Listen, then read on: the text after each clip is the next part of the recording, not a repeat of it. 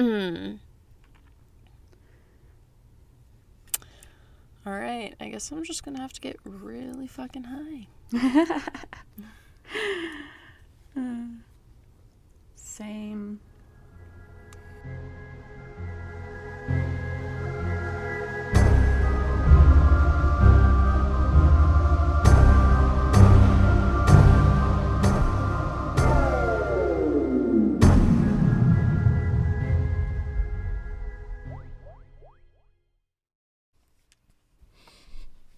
Oh, but I meant to grab my water. I literally didn't even get to say. So I obviously have just put in applications to grad school. So I had a dream last night, and like, please someone tell me what this means. I had a dream that, and I have had this dream before where I'm at my old high school, but it's like a college. It's not like high school.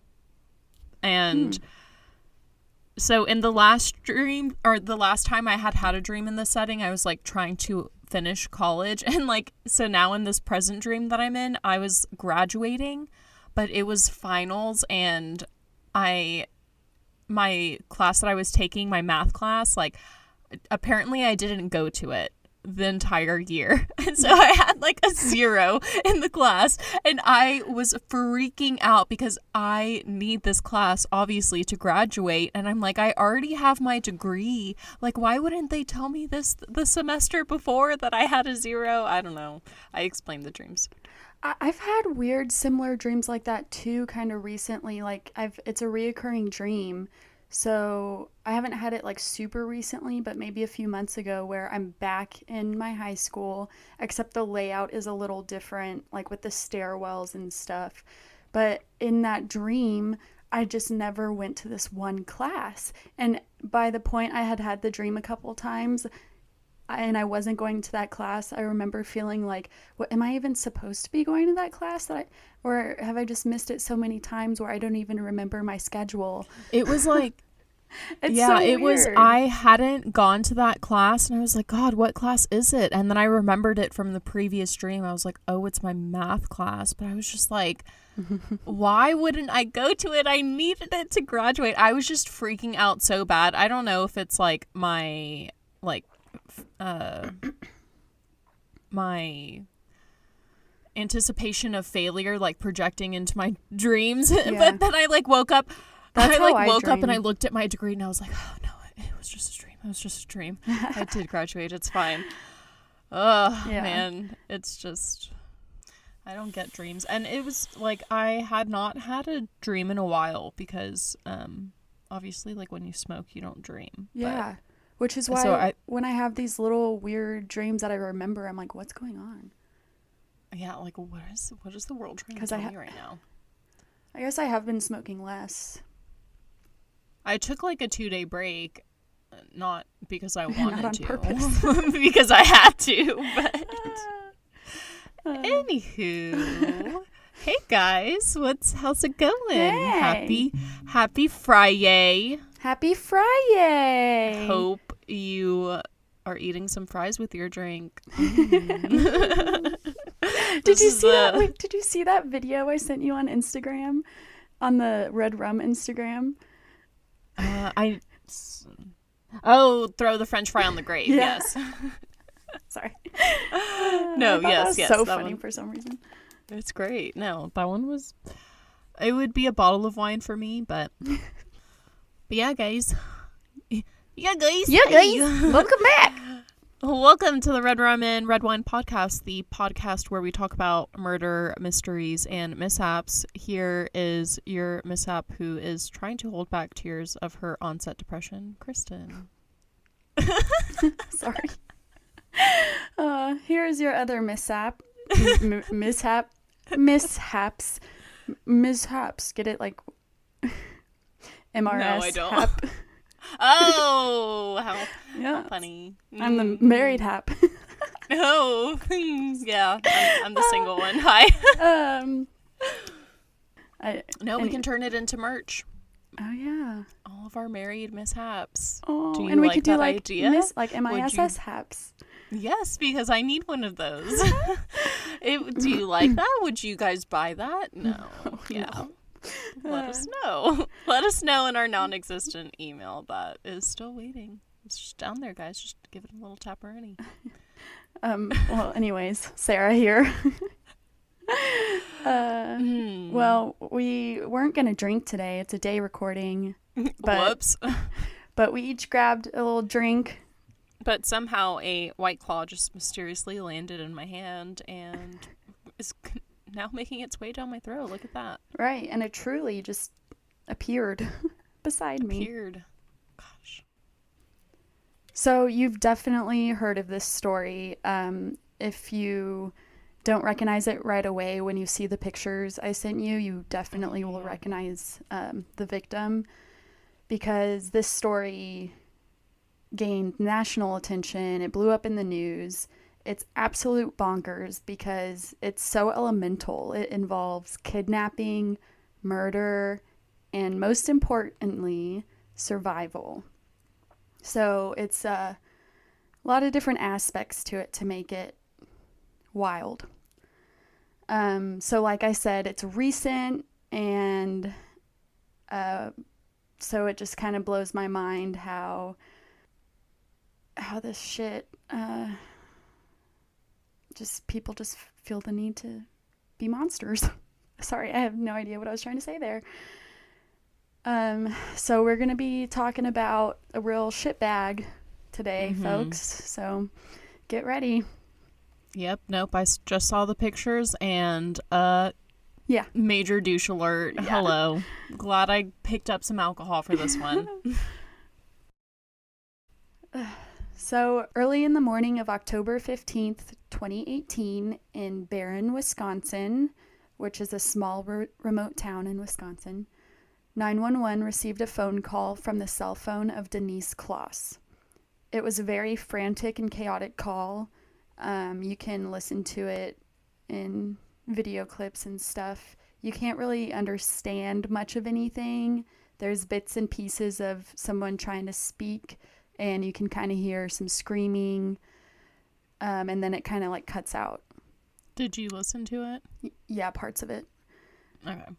So after 911 dispatchers received that call, obviously they immediately thought it was suspicious and something was happening. So police immediately rushed to the home of James and Jayme Closs, and they arrived just minutes after the 911 call was made. Oh, wow. Yeah. So, of course, remember, this is a small remote town, so yeah, I don't think it takes a long time to get many places. So they were responsive, which is good. Yeah. When police approached the house, they could see that the front door had been breached. It was pretty clear that someone had broken in. The door was damaged and, had been ripped up, kind of. They could see a body inside laying just on the floor right next to the front door. And this was the body of Jayme Closs. James had been shot in the face with a shotgun, and they knew that because of the shotgun shell laying near his body, but also because of the damage done to his face. Yeah, you can imagine a shotgun is probably what a shotgun, because it's a bunch of pellets, right? Basically, no, it's that just one big. Well, I think I don't know. Yeah, it's the big shell, and I think it's just a bigger boom. Yeah, it Hi, we don't Kristen know anything about guns. I think what happens when you fire a shotgun is it's one big bullet like you were talking about, but then it blows out. Yeah, I call them pellets, but whatever the fuck they are, little things, and yeah, it can just completely demolish. Especially, I think it was at a fairly close range that the gun was shot at. So just the amount. Oh my. Yes. The poor officers that. So yeah, you can imagine what his face looked like. Yeah. Police officers described his face as being half gone. So as they continue throughout the house, they discover a second body in the bathroom down the hall. And this was the body of Jayme Closs. She was in the bathtub. She had also been shot in the head. James and Denise did not live alone, though. They had a 13-year-old daughter, Jayme Closs, that was nowhere to be found in the home. So police have a crime scene with 2 murder victims and a missing teenage girl. Police immediately get the help of the FBI for the search of Jayme, and they put up a $25,000 reward for information about her whereabouts, of course, because this is one great thing about this case, is that the authorities responded quickly to like everything.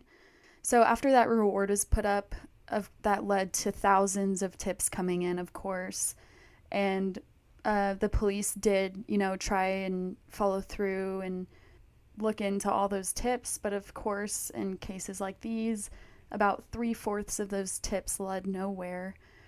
And authorities also put search teams together right away, who not only searched land, but obviously canvassed different areas, and they went knocking door to door. We know that in cases like this, that the first 48 hours are super important. Crucial. We've said it once, we'll say it many more times. Especially with Jayme's parents being brutally murdered. Yeah. The risk factor just goes up as far as Jayme's because safety. you know that this person is prone to violence. He's willing to kill. They have no problem killing someone. They have already done it. Like, this person's logic is completely out the door. Right. Like, you're just dealing with an animal basically at this point. They have no sense of like human morality left in them. Right. So they really feared for Jayme because of this risk factor and thought that her chances were not as great because of it.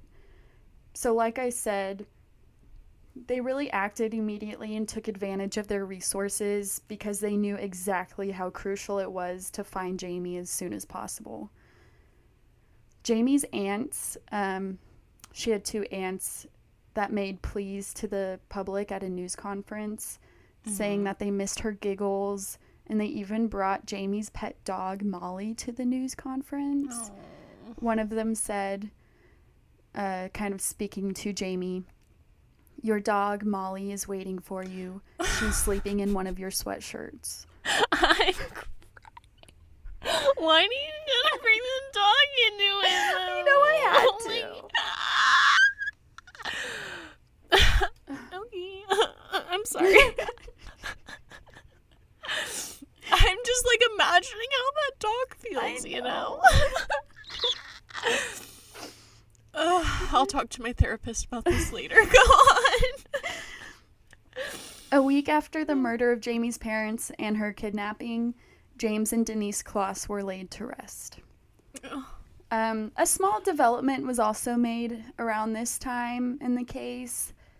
Authorities were notified of a man, 32-year-old Kyle Janke Annis, who was suspected to be the intruder in this case. I guess they got some tips about him, saying he was suspicious and he may have done it. He was interviewed, and he was the weird dude in town. Like, maybe we should look at him first. Yeah. He was, I wouldn't say weird, but he was just, so it turns out when he was interviewed, he turned out not to be the killer and abductor. He was just a local thief. So people just was like, he steals things, he did it. So I don't think that stealing equates to murder, but I mean, go off, sis. You go with that theory. You're the mine hunter, not I. So just something to note. With each day that passed, Jayme's chances of being found are becoming smaller and smaller. Her family, schoolmates, and members of the community tried to remain hopeful as time passed. 88 days go by. And on January 10th, 2019, 911 received a call from a woman saying that a girl named Jayme Closs was at her house. Fuck. Jayme's disappearance and the murder of her parents were big news in that area. Like I said, it gained national attention, but in that area where it happened, every literal person knew about the case and the details and stuff. If you were actively listening to true crime podcasts at the time that this was going out, like, you for sure knew about this case. And obviously, so when the 911 dispatcher asked the caller if she had seen Jayme's photo, so, she could like confirm her identity kind of, the woman responded with yes, she's seen Jayme's photo and that she was 100% positive that it was Jayme at her house needing help. The 911 call came from Gordon, Wisconsin, which is a little over an hour away from Barron, where Jayme lived with her parents. Jayme was able to tell her rescuers the name of her abductor, and they relayed this information to the 911 dispatcher. Drum roll. Which was Jake Thomas Patterson. This asshole was born on June 17th, 1997. He was the third child born to Patrick and Deborah Patterson, and this family lived in the area of Douglas County and Barron County most of their lives, which was the counties of Gordon and Barron. Mm-hmm. There's not too much known about his upbringing, but we do know some things. His parents divorced in 2007 when Jake was 10 years old. Growing up, he was described as being pretty quiet and isolated. He would usually just keep to himself. Some people thought it was just normal how he was. A few commented on how they thought it was a little weird, but nothing super crazy. One classmate from high school said that he was just kind of there. I laugh, but then I'm like, ugh. When I just imagine the shit that people say about me from high school, I'm like, should I laugh? When he became a junior in high school, his behavior kind of took a shift. He grew a temper and just kind of changed a little bit. He would just get set off easily. And people just took note of that, like they noticed. Mm-hmm. After graduating high school, he enrolled in the Marine Corps. Oh. Yeah. So a bunch of the articles and sources I used, they always just refer to him as like an ex-Marine. And I wanted more information on his Marine history career because he was still pretty young. He's an ex-Marine, so I was like, why is he an ex-Marine? What happened? So... Well, like, aren't Marines known for being just, like, hard asses? Yeah, but that's not what he was, so... No, yeah, he's exact opposite. So I needed more information on his ex-Marine status. Okay, so apparently he began basic training in September of 2015. He had graduated high school in 2015, so after that, he enrolled and began basic training. It was supposed to last 13 weeks, and he got thrown out at week 5. So he did not even complete basic training to become a Marine. Yeah, I'm like, he does not seem like a Marine. So I don't think we should be calling him an ex-Marine. Yeah, because he didn't even complete the proper training to become one. So this is what you call a military imposter. So I blame it on the media and stuff for one, because I don't know if he personally claims like, oh, I'm an ex-Marine, or if it's just like the media. Misinformation. Yeah. But either way, it's like, don't call him an ex-Marine because he wasn't by any means a Marine. Not. Okay. I talked to a Marine once. Okay. Super Buffy, super not like this guy. So after getting booted from that, he returned back home and he worked odd jobs, in turkey plants, a wood pellet factory, cheese plants, etc. Oh, that's like the dirty jobs kind of. I didn't even know that shit like that existed. Yeah, someone's got to do it. At the time of this crime, Jake was 21 years old. Oh. So after the 911 call was made about Jayme Closs being found and Jake's name is given to authorities, Jake is immediately tracked down the same day by police. He was found... Good. I'm sorry. I'm so sorry. Okay. Honestly, though, it's really rare that you hear cases where, I shouldn't say rare, but it's just like it's good to hear a case where for once the police are just like doing what Like, they should. boom, They're boom, on boom. top of it and everything is happening the way it needs to happen every single time. Hell yeah. So he was found just like in his car. I'm not sure if he was driving and he got pulled over or if he was like sitting in his car somewhere. But one of the theories is that, and he may have told authorities this, that he had returned home to find Jayme gone and was out looking for her. He knew he was fucked when police picked him up. He Yeah. immediately confessed, saying, Good. I did it. Yeah. But it was 'Cause he weird, did. like on the way to the station, while he was, in the back of the cop car, the officer driving him made a comment, because this was recorded also that I saw in the video I watched. So we have the audio of them speaking. The cop said something like, you aren't being detained, you are under arrest. Like, just to clarify, I think, like, he knew what was going on. And Jake responded with, for what? So I don't.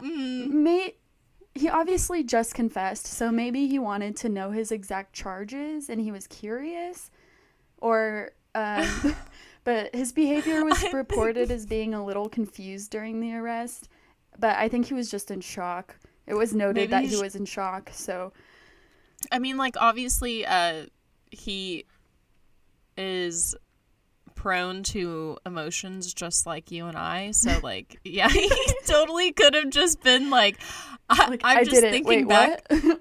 I'm just thinking back to when the cops approached me and I was trying to have to make up my own story of what exactly went down. But I mean, I get the whatever, but it's just like, dude, you already confessed. Like, you know what's about to happen. You know what you did. Like, this isn't a little Mary Jane charge. Yeah, Like, that's you why part fucking of me killed is someone. wondering, You need like, it. maybe he was just curious of his charges. I don't know. Or maybe he's like trying to. They always do it because they want to throw some like insanity in there. Yeah. They, for whatever reason, think it's like better. Yeah, well, he didn't do fucking that. know.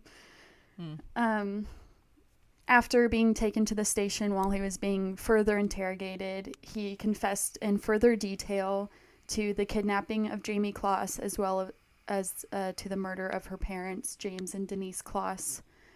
And he Wait, so he said that he had murdered Jayme? no, Oh no, the kidnapping. kidnapping and then the murder of her parents. Yeah. Sorry, I heard wrong.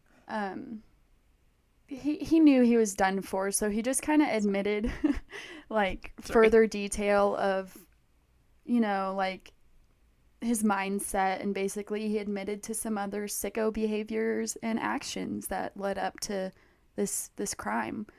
Yeah. So he tells authorities that one day he was driving to work to the cheese plant, where he only lasted 2 days. Sorry. He was driving. I feel that. He was driving to his second day at the cheese plant. Me on my way to Macy's. Randomly and just by chance, as he was driving, he saw 13-year-old Jayme Closs getting onto a school bus and became infatuated with her. He admitted that he had been fantasizing about kidnapping a younger girl, and when he saw Jayme that day, he knew that she was the one. She was his victim of choice. And you said he was 21 at the time? Yes. Ugh, Yeah. disgusting. He had never met her before. They had, like, no connections. That's what, like, it is so, you could be going to the grocery store, going wherever, Well, and some random crazy person sees you and now your She's the life one. is Yep. forever changed. Like, it is, why? Like, could happen it to blows anyone my mind. Yeah. at any time. Ugh. I so didn't put this in disturbing. my notes, but I did read in a source that in the past, like when Jake had returned home from being kicked out of basic training, when he had worked at the turkey factory or whatever, that apparently Jayme's parents also worked there at the same time, but it was only for 2 days. So I wonder if Jake only worked there for 2 days. This guy sure does have a thing with fucking 2 days. But apparently they still, like, didn't know each other. Like, the chances of them running into each other were still very small. It's such a small coincidence. I mean, and like you said, even for it was being a small town, they didn't have any. Yeah, like you said, it was a super small town. I guess it's not like that rare for someone to be in the same place at the same time. Well, and he was living again a little over an hour away from where Jayme and her parents were living, so it creates more distance between them. Yeah. So I will go into a little more detail about the break-in now and in the early mornings of October 15th.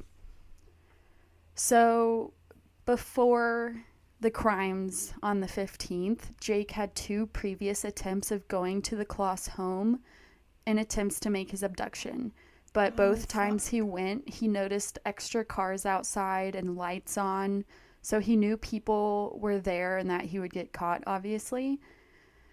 So on his 3rd visit, Jake makes his move in the early hours of October 15th, 2018.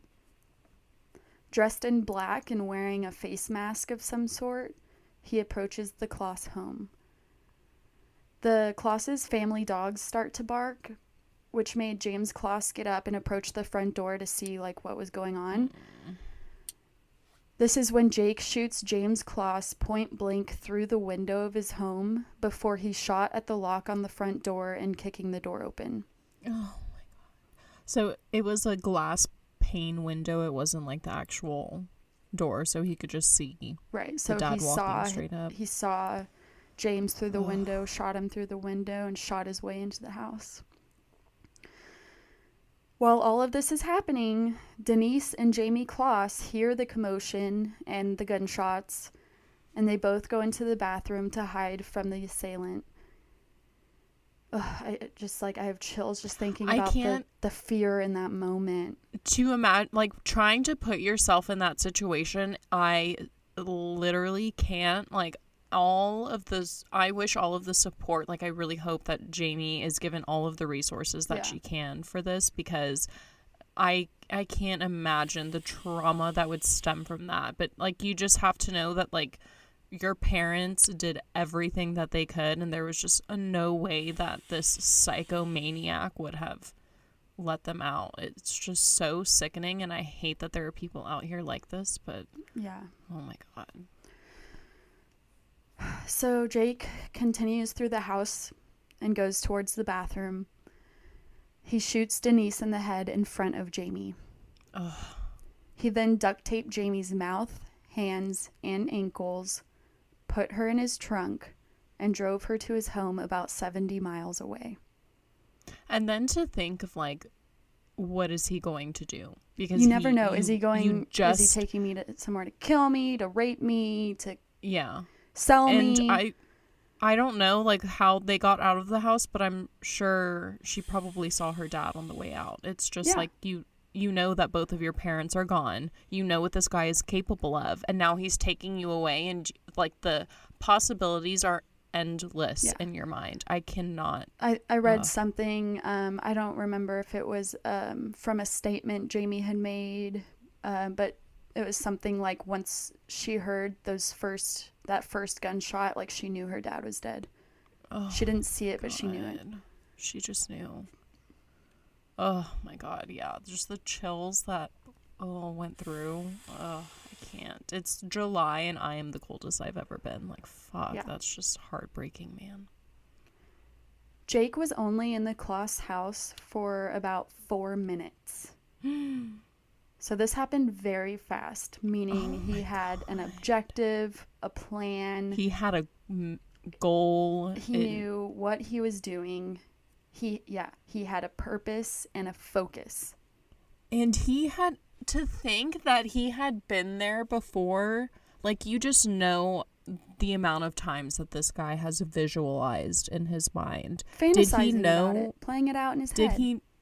was he able to find out the layout of the house before he went in, or he just kind of like went in blind? And I think he went in kind of blind. I didn't see anything about him ever knowing the layout of the house. And I was wondering also how he knew where she lived, but I assumed her bus stop was right outside of her house. By the house. And yeah, So- obviously, like, if you can find the bus stop, you can wait there when they drop him off and follow her home. It's just, it's so crazy. And it's like, I was taking a walk with my son the other day, and there was just a car slowing down, and it's like, if you don't take the time to notice small details, like, it doesn't seem creepy, but if you look at it, it's like you have no idea of knowing, like, is that person looking into what house I'm walking into? Right. It's just like, there are small things in life where you don't know if it's innocent, or if you don't know if this person has malicious intent, and that car driving by is trying to pinpoint where you live and trying to pinpoint, like, what your schedule is and what's the proper point of attack. Yeah. Like, and it's like, you shouldn't live your life thinking like that. So it's just like, it's important to be aware, but it's sad that nowadays we You have have to to read live into like every little that. thing, because things and these crimes are so common, and kids are getting kidnapped from grocery stores or attempted to be kidnapped from grocery stores Yeah. all the time, especially You in can't San even play in Antonio. your I see front Facebook yard posts anymore. all the time about Even women, like the Yes. sex trafficking shit that's going on here. It's like, I really don't understand why we can't just, like, live in a world where we don't have to worry about this ridiculous stuff Kristen, happening. come on. Impossible. I know, but it's just like, I want, like, I would love for Theodore to just, like, play out in the neighborhood and me not have to worry about it. Yeah. That would be a lovely feeling, but obviously, like, it's not. So it's like, do I take the risk of letting my child have a fun childhood, or me obsessing over him and being, I saw a true crime case, you're not going outside? Yeah.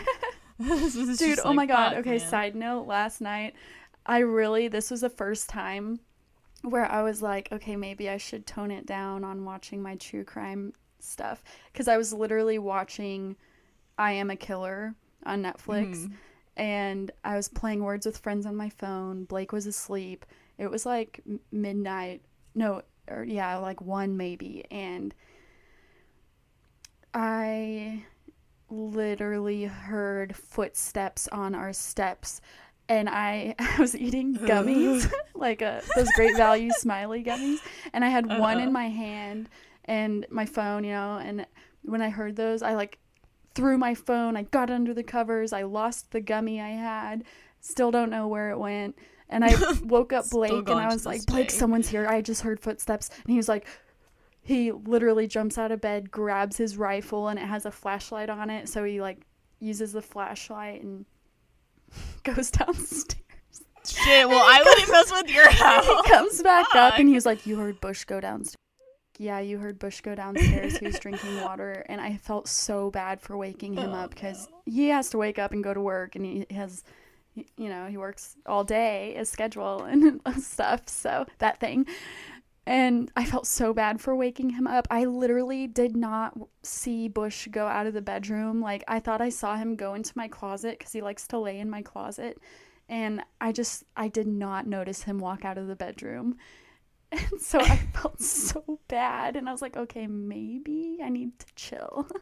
So there was this guy off of, I was on 1604 going on to I-10, so I was on that little loop. And there was a guy whose car was pulled off over to the side and just, like, trying to wave me down. And I was like, I'm sorry, I watched too many true crime podcasts. And I just drove right on by, and he was like, please, please. But I'm like, honestly, like, I'm a girl. What am I going to be able to do that's helpful? I can't help you, sir. Jack up your car and fix a new tire for you. Mm-hmm. Like, I'm not going to drive you to a gas station. I don't know you, and I'm a woman, and I'm by myself. No.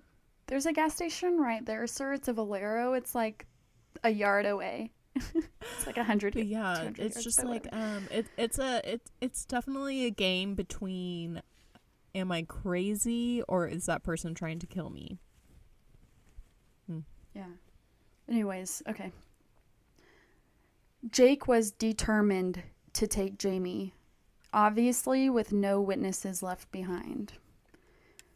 So, you know what's crazy is that while police were en route to the Closs home after the 911 call was made from Denise's phone, they caught dash cam footage of a car that was driving the opposite direction on the road. And the car pulled over to yield for the police officers, which was normal to do, of course, like you're supposed to do that. And guess who they would later realize was in that car? To think how many times that has happened. Yeah. Jake Fuckface with Jayme Closs tied up in the trunk. Fuckface. So this was a super close happenstance. You know, it's not a circumstance in my opinion, because that was the probably only road he could have driven down to get to where he was going. No. And police were... Sorry, go ahead. No, you're good. You can go on, but it's just... You go on.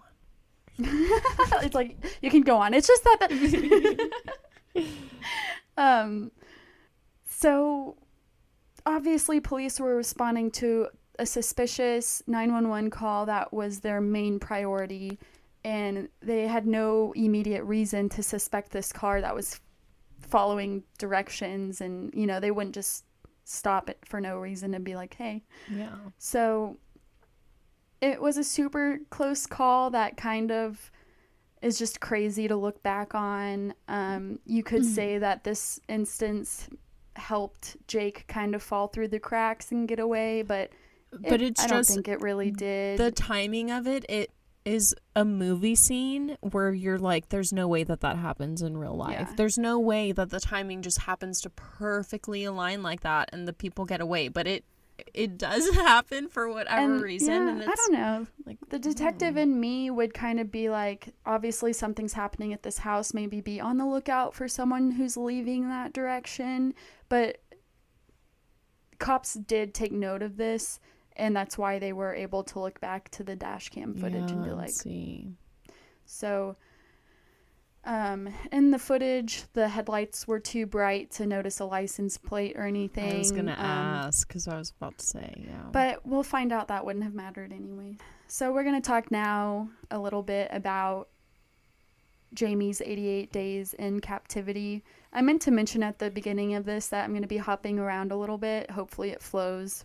Sorry. Sorry. No, go ahead. I don't know if you felt the same, but I remember when I first heard this case, and I feel so bad. And it's just because you hear of stories like this and you automatically think, like, there's no way.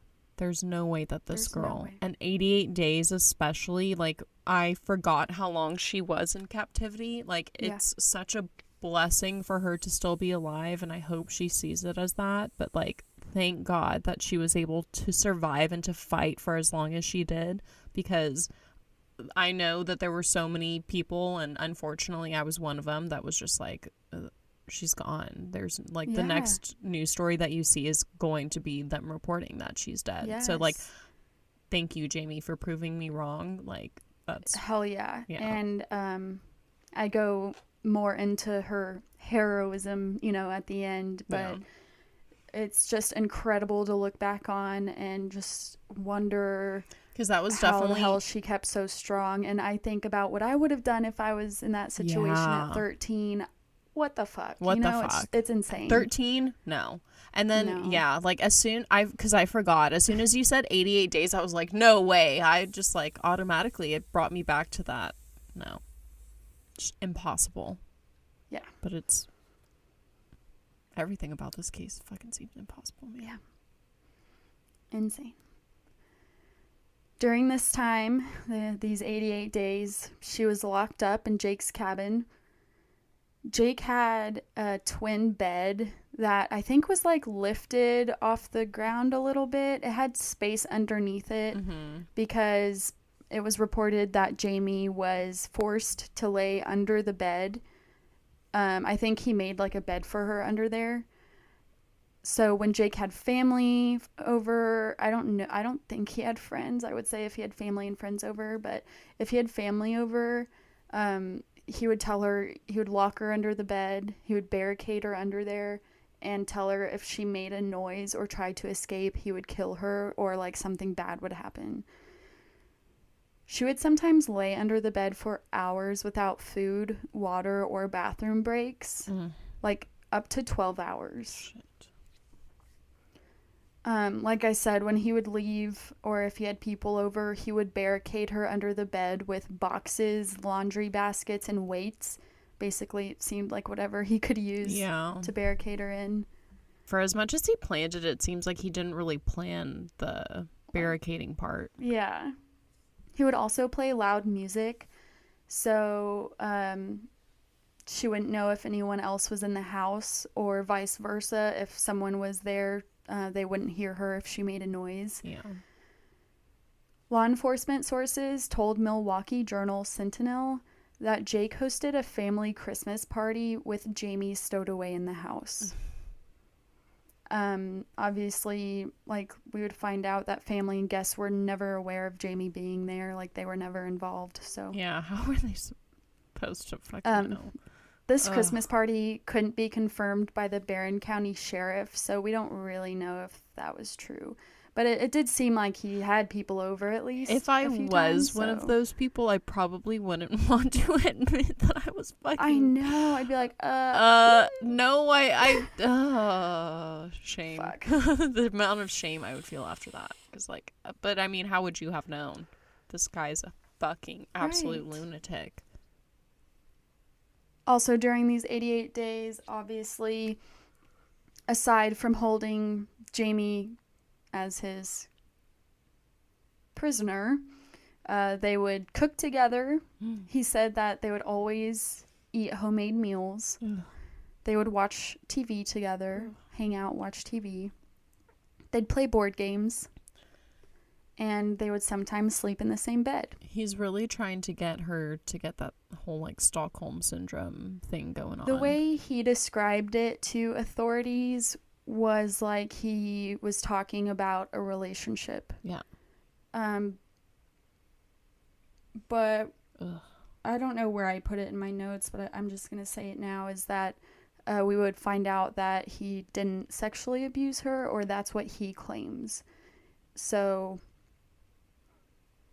interesting. Yeah. Well, And at least I mean, there's that. Good, but during these 88 days, I guess he did have some friends. I don't know. Jake's friends would say, I'm like, I really. It's like, why would anyone want to hang out with this guy? I know. His friends would say that he actually had a little pep in his step. Ew. He seemed more friendly and in better moods. Ew. Mm-hmm. Jake claims that although he was pretty obsessed with Jayme, he never sexually abused her. So this is where I put it, sorry. Yeah. It was more of having a companion that he had power over than a sexual thing. We don't know exactly what happened in those 88 days. Authorities didn't want to put Jayme through an investigation or a trial to further traumatize her, obviously. So they've really respected her, and they're giving her space and time to heal. Which they should, yeah. That's very respectful, and is exactly what you need to do in that kind of situation. So, yeah, other than really what Jake tells authorities, we don't know much other stuff. Yeah. Or whatever. So, I'll talk about the escape a little more now, because that's where I started off this story, is 911 receiving a call that this woman had Jayme Closs in her home needing help. Mm-hmm. So I'm going back to that day. I guess Jake obviously didn't really ever think Jayme would try to escape. He probably got comfortable. Like I mentioned, this was totally about power and control for Jake. She was younger, more immature. He easily used her fear to control her. Mm-hmm.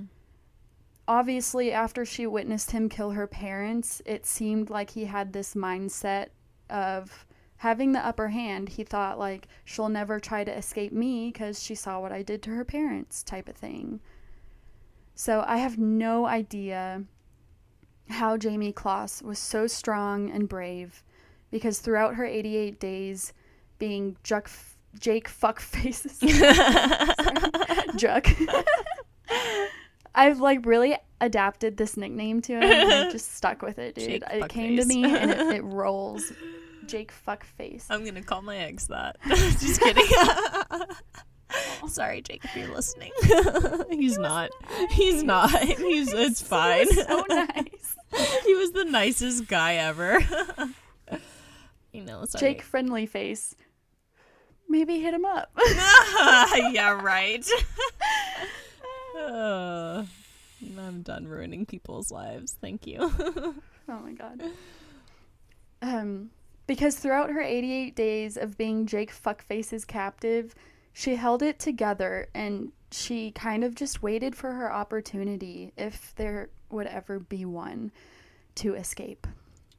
She watched and studied his daily routines and just his mannerisms and what he would do, until one day Jake left for the day and Jayme saw an opportunity.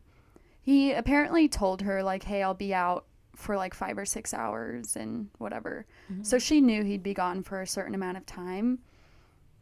She crawled out from under the twin bed while Jake wasn't home, found a pair of his sneakers that she apparently put on the wrong feet because she was in such a rush, in such a hurry to get the fuck out of that hellhole. Smart of her to even grab shoes. I wouldn't even think of that. Yeah. Well, this is in January in Wisconsin. Oh. So it was snowing, I think. Sorry. I forgot where I was. But true, you know. Yeah.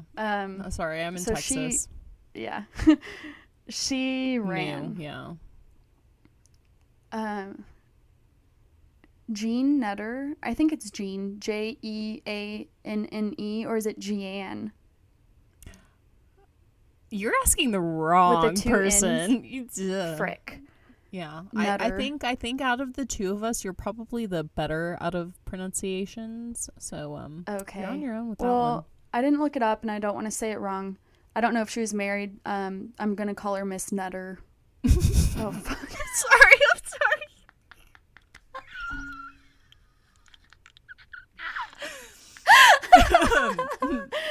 No, Should yeah. I look it up? No, that name is fine. Okay.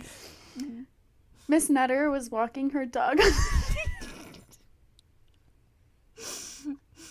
I can't. No, we're not 12, I promise. We know how to have a civilized conversation, okay?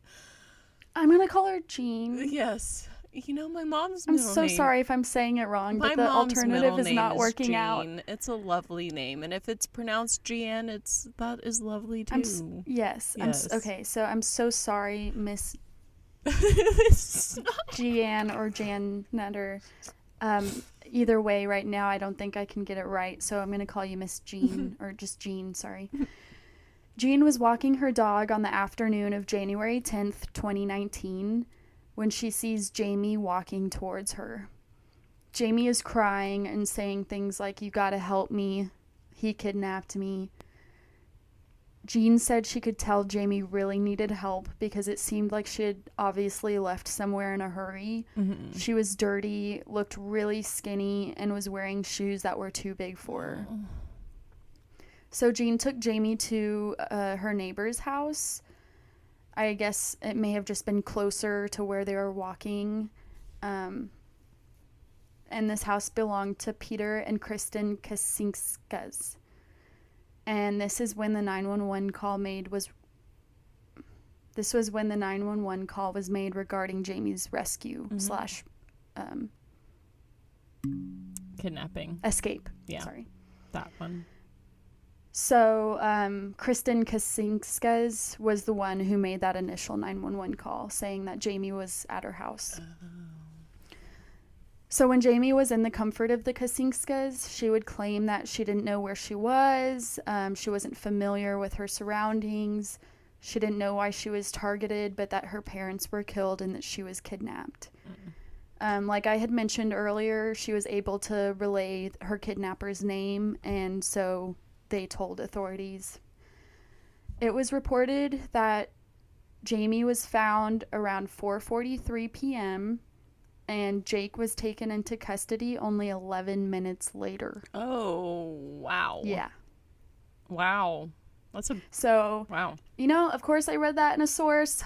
I don't know the truth to those exact times and minutes. But it was, obviously it was within the same day. It was pretty quick, yeah, it was regardless. Fairly quick. Because we know it was for sure the same day. Gosh. So. When you just think about, like, if that, how much of a mirage that probably was for the neighbor. The neighbor was probably like, did my back crack? Am I getting some acid that I took from the 70s? Like, am I actually seeing what I'm seeing? Like, what the fuck is going on? And then to go from that to, like, if that neighbor hadn't been walking on that street, it could have easily been fucking Jake Fuckface strolling through his car. Like, it's just the timing.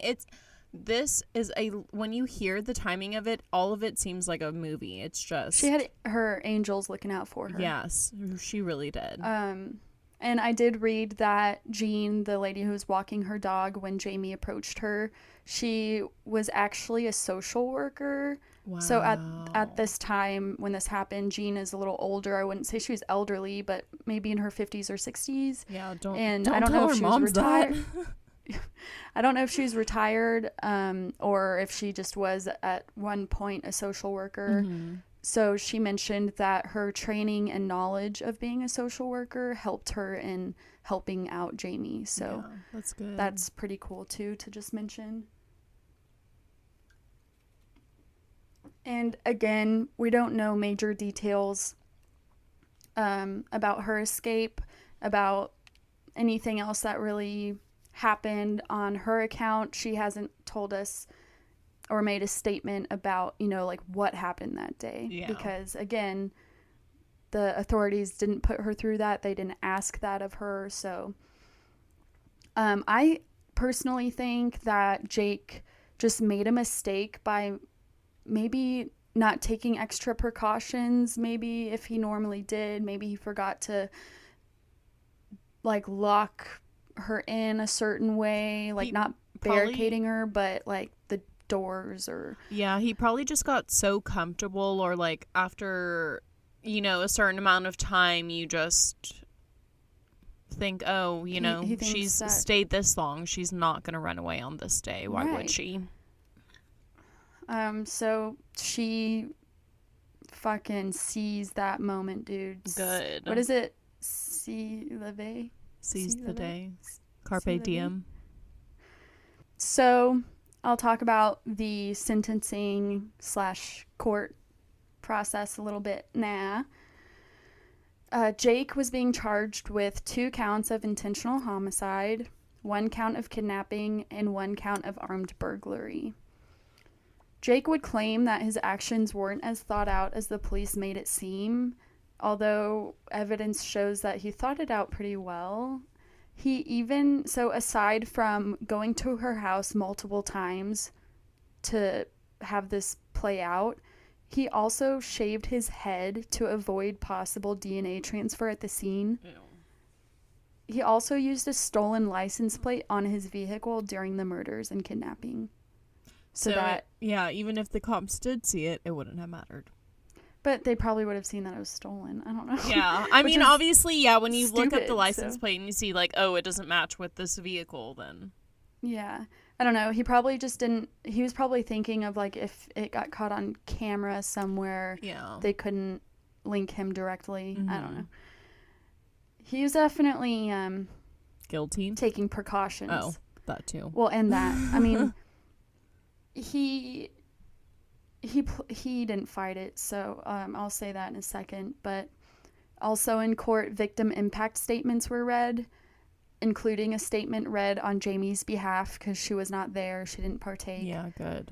So she wrote a statement to be read on her behalf, and part of it read, "He thought that he could own me, but he was wrong. I was smarter. I watched his routine, and I took back my freedom." A letter written by Jake was also partially read in court, where he expressed his apologies, blah, blah, blah. Yeah, I don't really And one of the care. videos I watched, the judge or someone was reading part of his letter, and Jake, like, bursted out and was like, you didn't even read the other part, like, blah, blah, blah, like, that's not what I meant. No one Like, fucking you didn't cares. even read the whole thing. Okay. I'm like, okay. Okay, first off, no one fucking cares. Like, you need to stop worrying about it. We're doing you a favor simply by allowing you to read this. He didn't fight the charges at all. He pled guilty to all 3 charges, all 4 counts. He was sentenced to 2 consecutive life sentences for the murders of James and Denise Closs, as well as an additional 25 to 40 years for Jayme's kidnapping. He is currently serving his sentence in a New Mexico prison, and he will never be eligible for parole. Good, as he should not be able to. After Jake's sentencing, his father, Patrick Patterson, told ABC News, I would like to humbly ask people to pray for the complete healing of Jayme's heart, mind, and soul. Our hearts are broken for their family. I am very sorry for everything that has happened.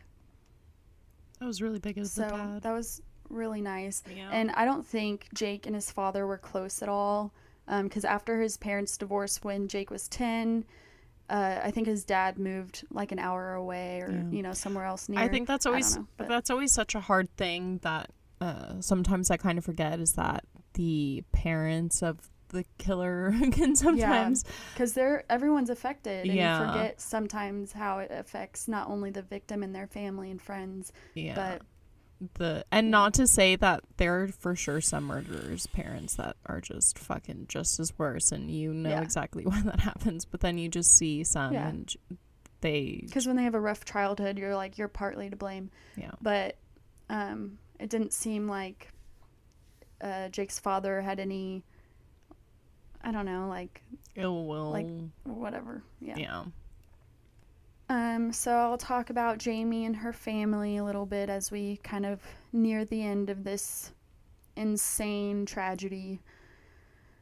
Jayme was born on July 13th, 2005 in Barron, Wisconsin, and she is now 16.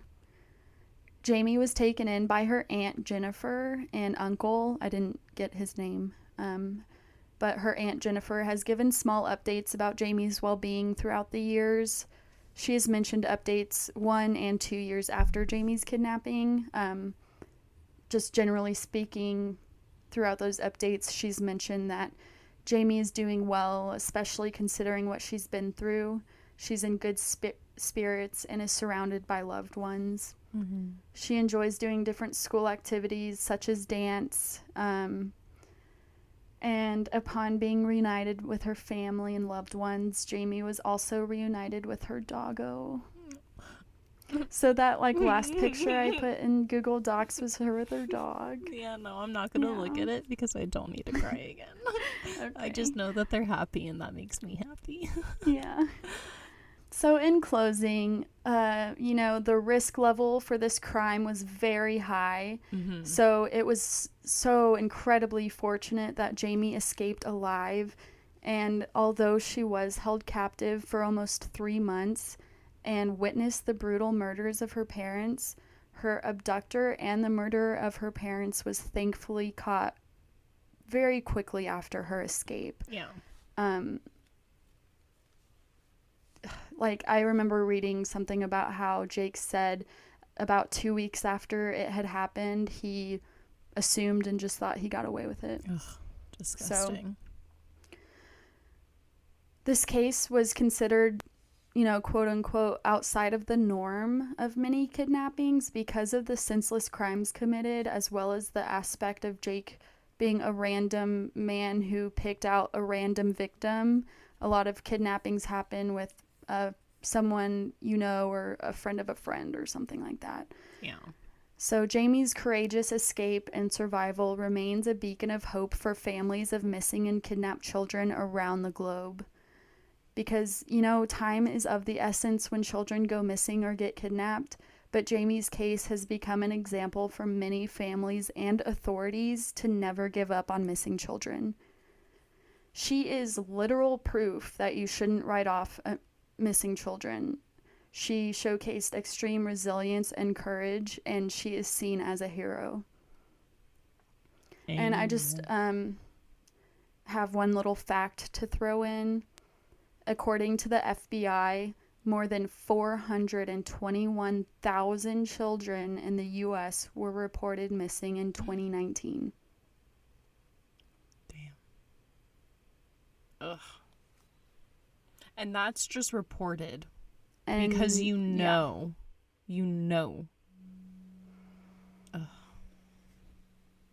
And that was the story of the amazing survival of Jayme Closs, which had, included unfortunate and tragic elements as well. But really, at the end of the day, it's her survival that seals the deal.